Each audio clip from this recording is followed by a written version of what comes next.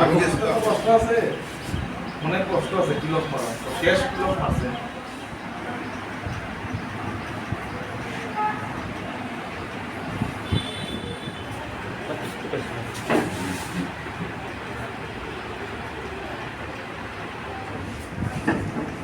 যদি হয় তুমি কইও কোনো তুমি আমার রাগ হয়েছে ব্রহ্মাকে এই মাটি জায়গা দিত না এখন মাটি পোষা দিয়ে আমি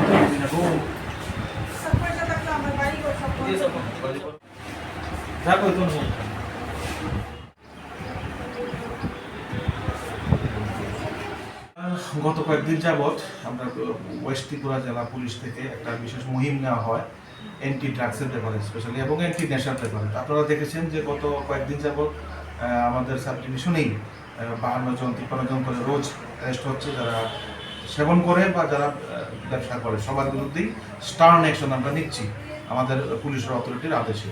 তো এই ব্যাপারেই আমাদের কালকে আমাদের খবর ছিল যে গৌরী দেবনাথ, স্বামী হলো কৃষ্ণ দেবনাথ, ওদের বাড়ি হলো ফুলতুলির মসজিদ সংলগ্ন বাড়িটা। তো এখানে কিছু এনডিপিএস এর আইটেম, কিছু কন্ট্রাব্যান্ড আইটেম এসেছে। তো সেই ক্ষেত্রে আমাদের সোর্স লাগানো ছিল এবং আমরা উৎপেতে ছিলাম। তো কালকে রাত্রে আমরা বিশেষ ইয়ে করতে পারিনি। আজকে আমরা দিনের বেলা এই অভিযানটা করি এবং এখান থেকে 7টি কৌটু, সাবানের কৌটু আমরা আমাদের অফিসাররা, আমতলী থানার অফিসাররা সিজ করে। কত পরিমাণ হবে এখানে 98 গ্রাম, প্রায় 100 গ্রামের মতোই মার্কেট ভ্যালু আছে। ভ্যালুটা অ্যাপ্রক্স হবে 6-7। এই ঘটনায় কতজনকে আমরা একজনকে গ্রেপ্তার করেছি, শ্রীমতী গৌরী দেবনাথ, ওনাকে পেয়েছি। ওনার হাজব্যান্ড কিন্তু এর আগে থেকেই একটা অন্য কেসের অ্যাকিউজড। আর ওনার শুনতে পেরেছি এনডিপিএস কেসি, ওনার বদিও নাকি যুক্ত আছে। আমরা তদন্ত করে দেখছি কী করা যায়, শক্ত আইনি পদক্ষেপ নেওয়া হবে। কোর্টে প্রডিউস করা হবে কবে? কালকে সকালে করা হবে। আজকে আমাদের আগে জিজ্ঞাসাবাদ করে।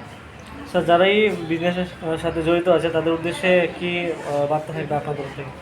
বিজনেস যারা যুক্ত আছে তারা তো আর শুধরাতে শুধরানোর চেষ্টা করতে পারে, শুধরে গেলে ভালো।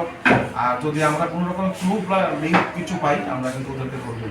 কোনো রকমের নরম কিছু দেখানো হবে না, এটা যেন ওরা জেনে যায়। এবং আমার দেশের ছেলেগুলোকে ক্ষতি করছে, আমরা ছেড়ে দেবো, ওটা যেন ওরা না ভাবে, একবার যেন চিন্তা করে।